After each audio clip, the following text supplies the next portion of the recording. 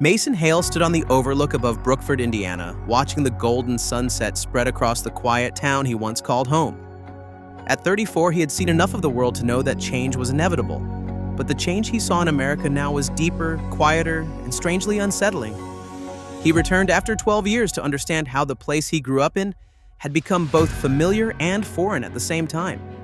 Brookford in the early 2000s was like a breathing portrait of small-town American life.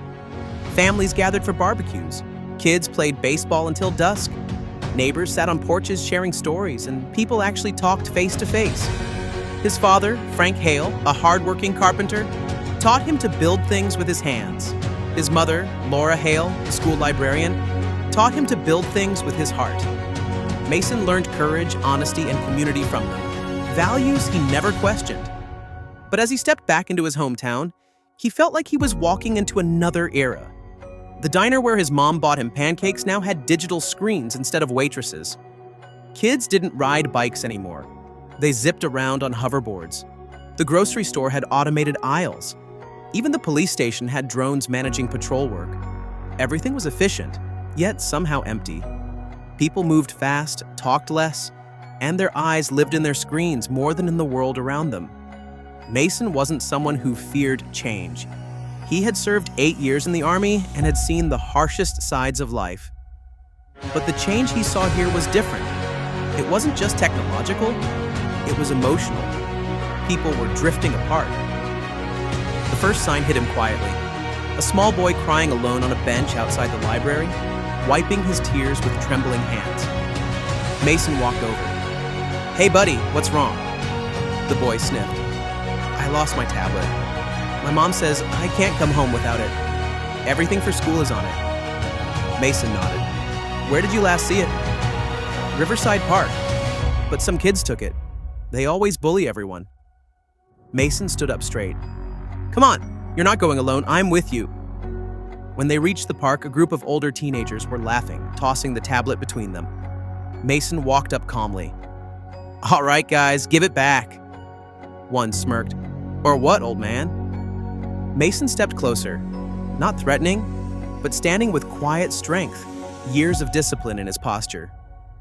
"Or you'll explain to your parents why a stranger had to teach you basic manners." The teen stiffened. Something in his presence was sharper than any threat. One tossed the tablet toward the boy. "Take it, whatever." As they walked away, the boy whispered, "Thank you, sir. Nobody helps anymore." Mason felt a heaviness in that sentence. Nobody helps anymore. He wondered when America had reached a point where people watched problems instead of fixing them. For the next few days, Mason explored Brookford. He walked through familiar roads, changed by unfamiliar times. The school now held online classes more than in-person ones. Kids barely spoke to each other during breaks, absorbed in virtual worlds. The community center, once full of activity, now stood half empty because people exercised at home using digital trainers. Town meetings were live-streamed and hardly anyone bothered attending physically. Everyone was connected, but not connected. Mason visited his childhood home next. Dust covered the old floors and silence filled the rooms once filled with laughter. He sat on the living room floor, touching the old wooden boards his father had carved. "Was life better before?" he whispered. "Or just different?" He didn't have the answer. But he felt a growing responsibility.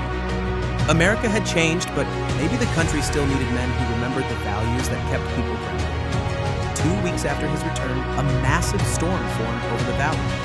It knocked out power, destroyed communication towers, and flooded several parts of town.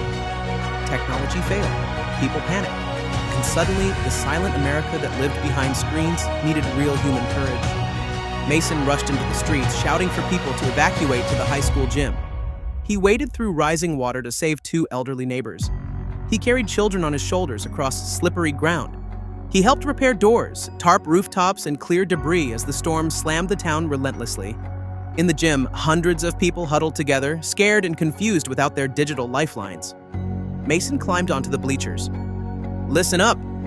We've survived storms before. We'll survive this too, but we do it together.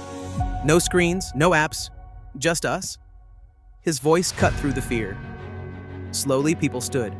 Volunteers formed instantly, men and women remembering how to work side by side. The same teenagers from the park approached Mason. "We want to help," the tallest one said softly. Mason nodded. "Good. Start by clearing Elm Street. People need a path." They ran off too,